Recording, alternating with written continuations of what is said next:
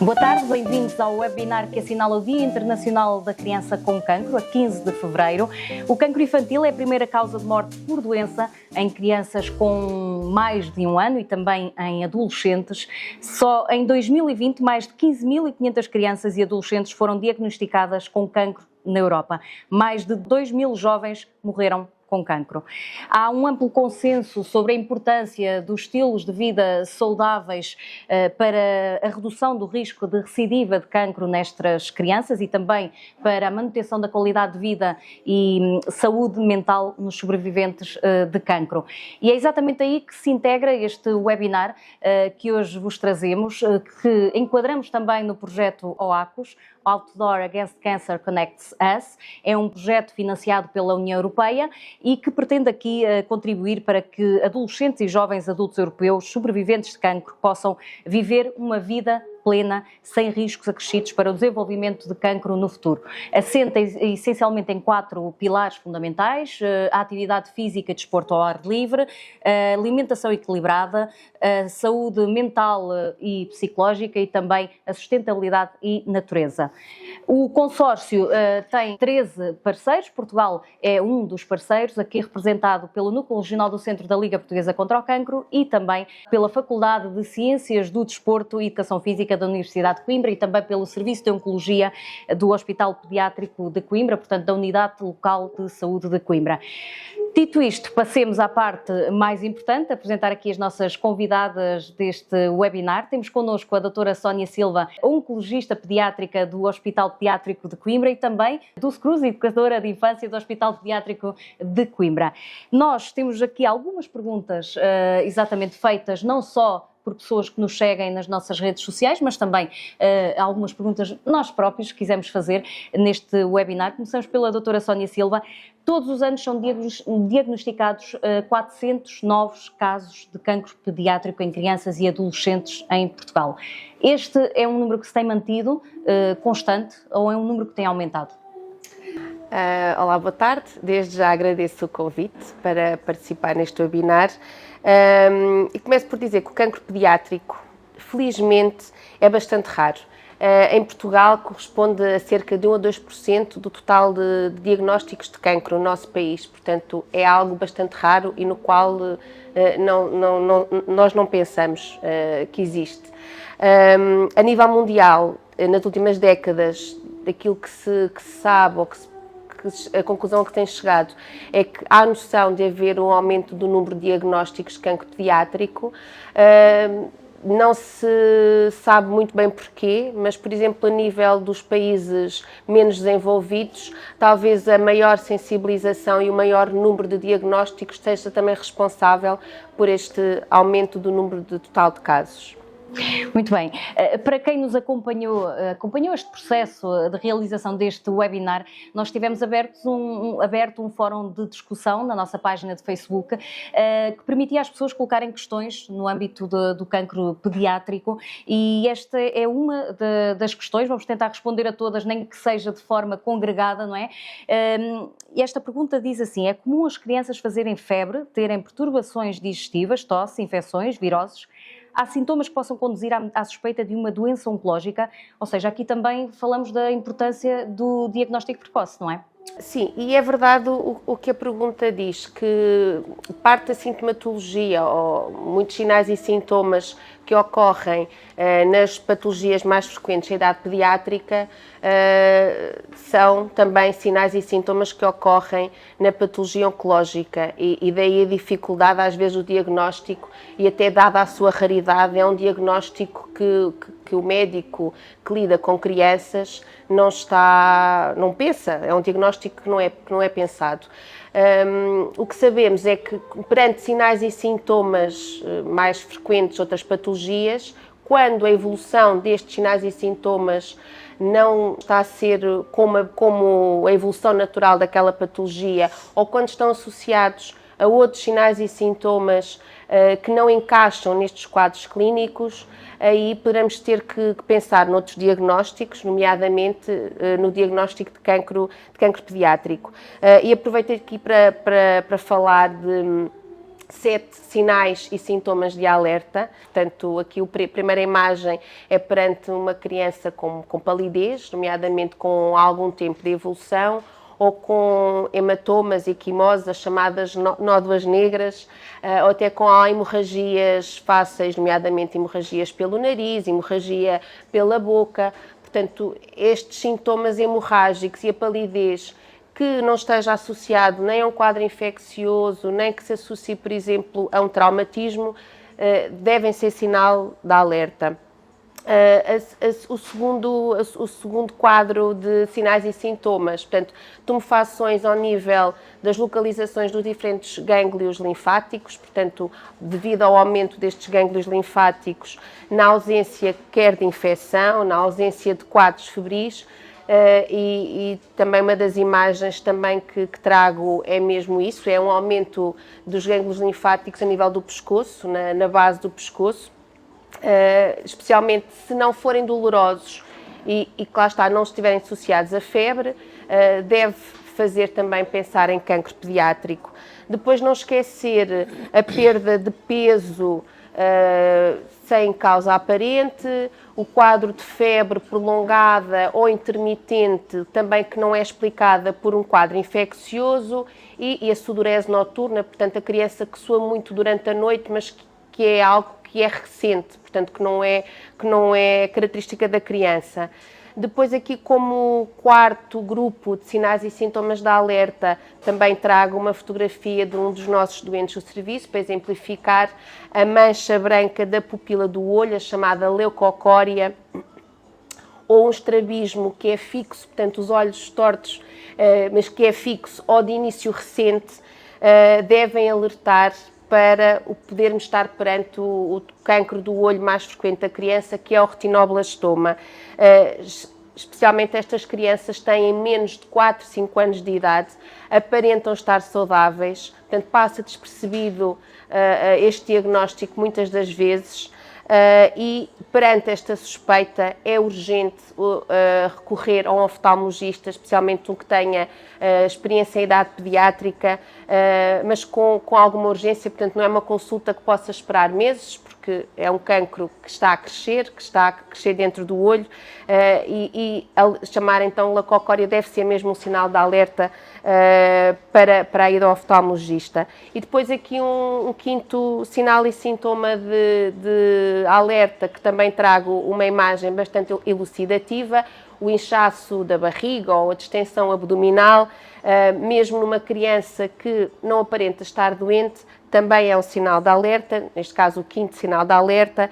E depois, aqui como sexto sinal de alerta, o caso das dores de cabeça, mas não são quaisquer dores de cabeça, portanto dores de cabeça bastante intensas, com início recente, não estando associadas a febre nem a quadros de infecção, por vezes podem ser acompanhadas por vómitos no início do dia, os tais vómitos matinais, poderá ser primeiro sinal de alerta para tumor do sistema nervoso central. E depois aqui, para terminar, como sétimo sinal ou sintoma de alerta, a dor ou o inchaço num braço ou numa perna, sem que haja um traumatismo prévio, sem que haja uma infecção associada, portanto, tudo isso deve também chamar a atenção. Portanto, era o que dizia há pouco, a importância do diagnóstico precoce é realmente muito importante, não é? Estar atento a todos estes sintomas. Educadora Dulce, começamos então aqui por uma pergunta aparentemente fácil e se calhar de resposta não tão fácil.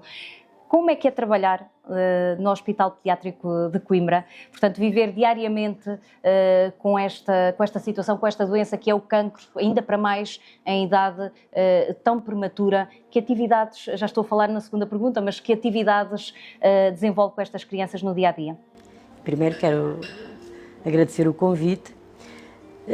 E é assim, começamos por referir a Carta da Criança Hospitalizada, que num dos seus artigos diz que nós devemos criar um ambiente que satisfaça as necessidades da criança, quer afetivas, quer educacionais, não é? E depois, a partir daí, o hospital oferece uma equipa de educadoras e professoras, desde o primeiro ciclo até ao secundário, que apoiam a criança. São professoras todas destacadas, e as educadoras todas do quadro do Ministério da Saúde. As atividades são iguais, com pequenas adaptações ao jardim de infância. Temos como base as orientações curriculares da educação pré-escolar, um plano de atividades com um projeto que elaboramos, o conjunto das educadoras do hospital em conjunto fazem a elaboração desse projeto, que pode ser anual, 2 em 2 anos, conforme nós acharmos que é necessário. E com objetivos adaptados, quer ao contexto hospitalar, quer ao público-alvo e ao local onde é prestado o apoio. Quanto ao contexto hospitalar, os objetivos que nós temos com as crianças do ensino dito normal são semelhantes àquelas que há uma pequena diferença. Por exemplo, nós no hospital temos que minimizar os efeitos da hospitalização.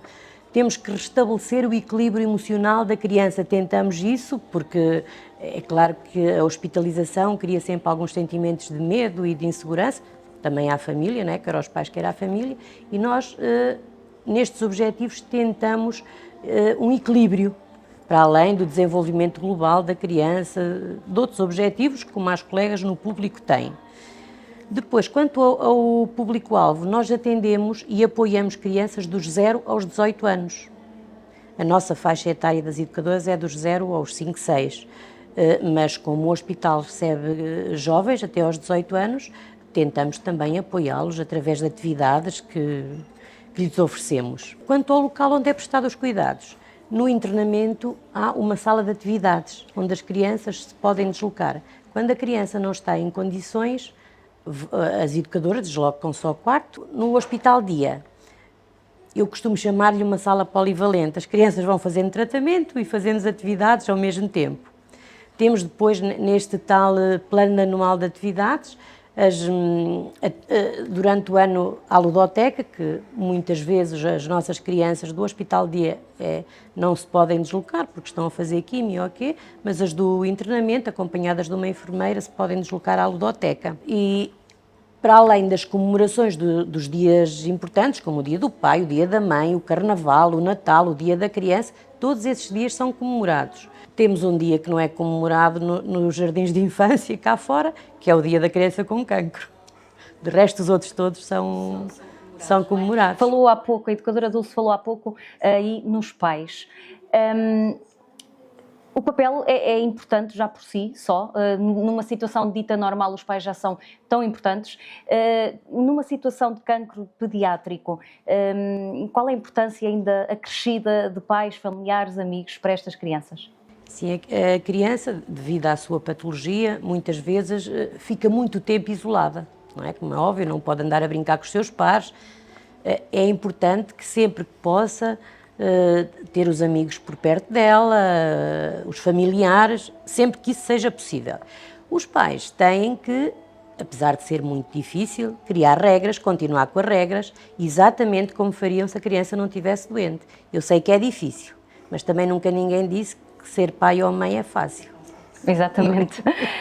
Passava agora aqui a mais uma questão à doutora Sónia Silva, e é mais uma questão de alguém que colocou esta pergunta então no fórum de discussão na nossa página de Facebook. Se há antecedentes familiares de um determinado tipo de cancro, a partir de que idade deve ser feito o estudo genético desta criança? Doutora Sónia. Estamos a falar, ao contrário do adulto, daquilo que sabemos, apenas cerca de 10% dos casos de cancro da criança, sabemos que existem a relação quer com fatores externos, ambientais, quer com fatores genéticos. Portanto, isto é bastante diferente daquilo que se sabe dos cancros do adulto, não é? Pronto. E, portanto, é mais difícil falar em rastreio e falar em prevenção de cancro em idade pediátrica. Existem algumas exceções, nomeadamente algumas situações genéticas, e acaba aqui por salientar aqui a situação do retinoblastoma, que cerca de metade dos casos sabemos que existe uma alteração genética que leva a causa ao aparecimento do tumor. E, portanto, são das poucas situações onde o estudo genético tem um papel fundamental. E, portanto, eu até falo agora para alguns adultos que tiveram retinoblastoma em idade pediátrica, que não têm este estudo genético feito, porque na altura não era possível fazer, devem-no fazer agora com urgência, especialmente se quiserem vir a ter filhos e poderem, para não correr o risco de passar esta alteração genética para um dos filhos.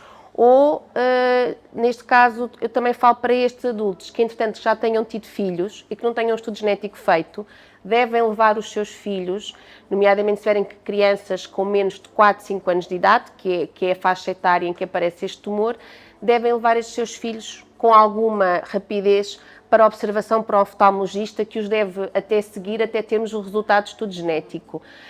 E, portanto, é assim um exemplo em que é importante aqui o estudo genético. E depois temos outras situações genéticas, alguns síndromes genéticos, para os quais, não todos, mas para uma parte destas situações, existem protocolos de vigilância bem estabelecidos e que devem ser seguidos. Mas, ao contrário do cancro do adulto, e aqui volto a frisar, não há comprovada evidência de que uma alteração dos hábitos ou do comportamento possa fazer prevenção de cancro infantil. Portanto, estamos a falar de tipos de cancro diferentes e que, na grande parte, não estão relacionados com estes fatores externos, alguns sim e poucos, como eu já disse, com fatores genéticos. Quais são os tipos de cancro mais frequentes na criança e já agora quais são os tratamentos disponíveis para esses cancros? Portanto, aqui os tipos de cancro em idade pediátrica, a sua frequência ou a sua distribuição é bastante diferente daquilo que estamos habituados ao cancro do adulto, não é? Portanto, para começar, o tipo de tumor mais frequente na criança é a leucemia aguda. E depois da leucemia aguda, a mais frequente, a leucemia linfoblástica aguda e também a leucemia mieloblástica a seguir. Isto é contrário àquilo que ocorre nos adultos, que não é o tumor mais frequente. Depois, o segundo grupo de tumores mais frequentes na criança são os tumores do sistema nervoso central, que temos variadíssimos tipos de tumores do sistema nervoso central, e depois um terceiro grupo, os linfomas, que podemos ter crianças, neste caso mais adolescentes, com o chamado linfoma de Hodgkin, que é talvez o mais conhecido e que também ocorre depois na faixa etária dos adultos, e os linfomas não Hodgkin.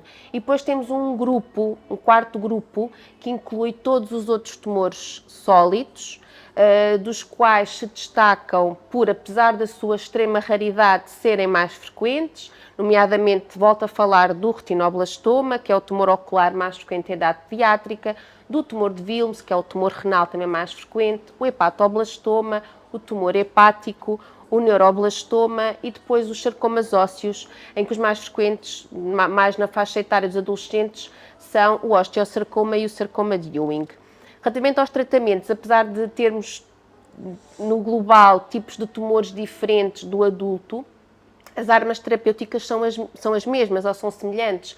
E posso dizer que em Portugal estamos ao mesmo nível da maior parte dos países da Europa em termos de armas terapêuticas. Portanto, são a quimioterapia, classicamente conhecida primeira linha terapêutica médica, mas também armas terapêuticas como a cirurgia, a radioterapia e até os novos fármacos, alguns deles já com aprovação em idade pediátrica e poderem também ser utilizados no nosso país. Educadora Dulce, vamos aqui para mais uma pergunta de alguém que colocou esta pergunta no nosso fórum de discussão. É uma educadora de infância, portanto, e diz que, uma parte já respondemos há pouco, quando falávamos das atividades que desenvolve no dia-a-dia com estas crianças. Outra parte questiona os comportamentos destas crianças que, no fundo, de repente se veem abraços com esta doença. Portanto, se em idade adulta já é complicado, não é? Numa idade tão prematura, ainda mais complicado deve ser. Não, mas as crianças pequenas lidam muito bem com a sua doença. A única coisa que lhes incomoda mais, digamos assim, são os perfusores, que nós habitualmente chamamos de bobis, porque eles não se podem mexer na sala como deve ser. Porque nós na sala do Hospital Dia, e provavelmente as colegas também na Oncologia, joga-se a bola, que não se pode vir para a rua, não é? Joga-se bowling, enfim, faz-se todas as atividades motoras que eles têm condição de fazer. É um bocadinho diferente que os adolescentes. Já é mais complicado, porque eles olham-se ao espelho, quando começam com a queda de cabelo, mas depois também tem muito a ver com a forma como cada criança, cada jovem se posiciona face a situações adversas. Se eles já reagiam e tentavam dar a volta, perfeito. Se eles tinham alguma dificuldade em lidar com situações mais complicadas, aí já se torna mais difícil. Eu estava a dizer que acabou por ir um pouco ao encontro da resposta à próxima pergunta, porque eu ia questionar-lhe exatamente, diz que as crianças são resilientes e, portanto, acabou de me dar a resposta. São realmente resilientes. Como é que é a reação delas aos tratamentos, por exemplo? Se não houver aquelas contraindicações que as deitam muito abaixo, que ficam muito prostradas, elas reagem normalmente como qualquer criança na sala de tratamento, perfeitamente, colaboram nas atividades, todas as que lhes são propostas, às vezes agora com estas novas tecnologias, com os ecrãs, é um bocadinho mais difícil, mas eu às vezes zango-me, sabe? Digo, acabou, eu vou confiscar os telemóveis e depois resulta. É quase mais fácil lidar com as crianças com cancro do que com os adultos com cancro. Se calhar é. Doutora Sónia Silva, temos aqui mais uma pergunta, aliás são duas, vem por parte de um enfermeiro. Que técnicas devem desenvolver os profissionais de saúde junto das crianças no sentido de lhes transmitir esperança, mesmo quando se sabe que são os últimos dias de vida? Portanto, é aqui uma pergunta um bocado difícil, não é?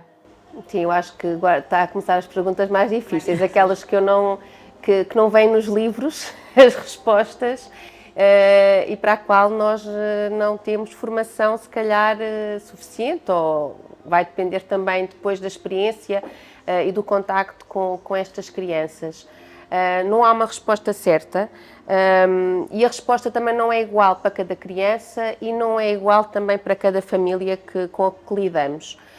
Aqui, de encontrar aquilo que a Dulce falou, a abordagem varia muito com a faixa etária, portanto, temos adolescentes e crianças mais velhas, e também vai depender também do ponto de vista cognitivo, não é? Há miúdos mais novos com entendimento maior do que outros mais velhos, portanto, é muito variável consoante a faixa etária, mas também com a criança em si e até com o background que ela traz prévio. Eu costumo dizer aquilo que tem que ser, ou que deveria ser, nos adolescentes e nas crianças mais velhas, responder sempre com a verdade, por mais difícil que essa possa ser, e responder todas as perguntas que ela nos tem para fazer. Nós vamos precisar que elas confiem em nós, e não vão confiar se nós não tivermos a dizer toda a verdade, ou tivermos a mentir, ou até omitir alguma coisa. Elas vão saber. E com as crianças mais novas, isso às vezes não temos tanto essa questão, porque elas às vezes nem têm noção do que é que se está a passar e apenas mudam o seu espaço físico para brincar. Eu lembro de uma criança que a mãe inventou toda uma história de fantasia à volta de todos os tratamentos e digamos que ela durante aqueles meses não acho que tenha sido menos feliz do que outra criança que não tivesse tido cancro da idade dela. Não tem a mesma noção que uma criança mais velha, não é? Um adolescente, um adulto. Ora, as perguntas difíceis ainda não acabaram. Como é que os profissionais de saúde se podem proteger de possíveis danos psicológicos por lidarem com crianças com um diagnóstico de cancro? Ora, aí está uma pergunta ainda mais difícil do que se calhar a anterior e que eu aí não sei se tem resposta. Eu diria que no mundo ideal que não é o nosso, deveria haver um apoio psicológico bem estruturado e bem definido e que fosse disponibilizado a todos os profissionais de saúde que trabalham com estas crianças e com estas famílias. E é o principal. E por aqui me fico. E por isso fica. Educadora Dulce, no que concerne à educação, à parte da educação, vamos aqui a uma última pergunta. Na qualidade de educadora de infância, portanto, que lida diariamente com este cancro pediátrico, como se pode preparar a escola e, sobretudo, os pares para receber estas crianças? Que medidas especiais existem para esta recepção a crianças com cancro? A nível de jardim de infância, raramente eu me lembro de falar com os colegas do jardim de infância de origem. mas as colegas que estão do primeiro ciclo ao secundário, às vezes em reuniões e isso comentamos. Primeiro que tudo, tem que saber a situação clínica da criança, como é que ela vai chegar à escola. E depois, juntamente com os pais, porque os pais têm que dar autorização para tudo, os pais e o jovem, neste caso, perceber o que é que a escola pode dizer ao grupo que vai receber a criança. E depois, a partir daí, é pedir a integração. Mas sempre a última palavra é dos pais. Eles têm que dizer, eles e o jovem neste caso. Depois há leis, sim, que apoiam, que é a Lei 71 de 2009, regulamentada pela Portaria 350A de 2017, que diz como devem fazer e o que devem fazer para a integração e os direitos que têm de uma criança. Eu dizia que era a última pergunta, mas surgiu mais uma agora.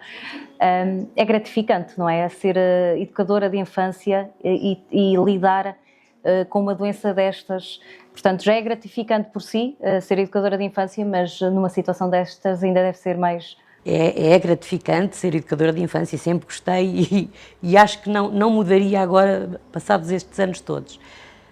Não foi fácil ir trabalhar para o hospital, não foi fácil, mas depois nós vamos arranjando os nossos estratagemas de defesa e agora gosto muito.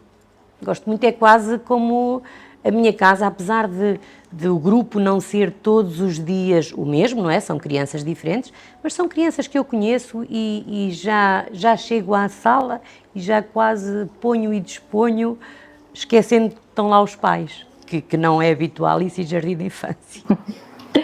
Doutora Sónia, também para finalizarmos aqui com duas perguntas, estas foram colocadas também no fórum de discussão, uma de uma fisioterapeuta e outra de uma enfermeira. Portanto, vamos aqui à fisioterapeuta. Como fisioterapeuta é importantíssimo perceber como as crianças têm acesso para que a fisioterapia possa ajudar a gerir os efeitos colaterais dos tratamentos, tais como a quimioterapia, a radioterapia e na preparação para a cirurgia e pós-cirurgia, onde também podemos ajudar a gerir a fadiga e outros efeitos. Portanto, é aqui uma pergunta que parece-me complicada, mas... Felizmente, os serviços de medicina física e reabilitação dos hospitais onde estas crianças são tratadas, cá em Portugal, acho que, eu falo aqui do exemplo que eu conheço melhor, que é aqui em Coimbra do Hospital Pediátrico, oferecem ou têm à disposição, portanto, conseguem avaliar rapidamente estas crianças e estes adolescentes com cancro e conseguem, têm possibilidade até de reduzir ao máximo os efeitos secundários da terapêutica. Portanto, nós não referenciamos todas as crianças, mas as que referenciamos temos uma boa resposta em que depois a maioria delas até são encaminhadas para cumprir um plano de fisioterapia perto do domicílio e, portanto, em instituições da área da sua residência, evitando até mais deslocações ao hospital do que aquelas que elas já têm. Relativamente à fadiga, é uma pergunta interessante, porque nós em pediatria não falamos muito em fadiga. A fadiga será mais prevalente no adulto com cancro que está em tratamento e na idade pediátrica talvez vemos mais os casos dos adolescentes e algumas crianças mais velhas que demonstrem esta fadiga. O que deve ser feito é estimular a prática de exercício físico, parece ser assim um bocadinho nonsense, mas é verdade e está descrito, se possível desde o diagnóstico, e este exercício físico, mesmo que leve a moderado, deve ser proporcionado tempo à criança e deve ser motivada a criança para o fazer, porque tem um impacto muito positivo no combate a esta fadiga, quer durante o tratamento, quer depois do fim do tratamento. Muito bem, estava aqui a ouvir e estava a pensar que realmente é os estilos de vida saudáveis que falávamos também no início, aqui integrado neste projeto OACOS. Portanto, temos aqui também, e esta sim é a última, de uma enfermeira, esta questão que diz como articular a atuação dos enfermeiros CIV, portanto, suporte imediato de vida, no contexto extra-hospitalar, no que concerne às competências não técnicas, na abordagem da criança no seu domicílio, bem como aos pais, às pessoas de referência para tratamento agudo da doença. É pergunta comprida. Eu espero ir ao encontro daquilo que a senhora enfermeira pergunta, mas e consigo-vos dar o exemplo do nosso centro. Portanto, vou falar daquilo que conheço bem, que é a região centro do país, em que, portanto, todas as crianças com cancro são tratadas no Serviço de Oncologia Pediátrica do Hospital Pediátrico de Coimbra, e os pais e cuidadores destas crianças e adolescentes têm facilidade no contacto com os profissionais de saúde deste serviço as 24 horas do dia e os 7 dias da semana.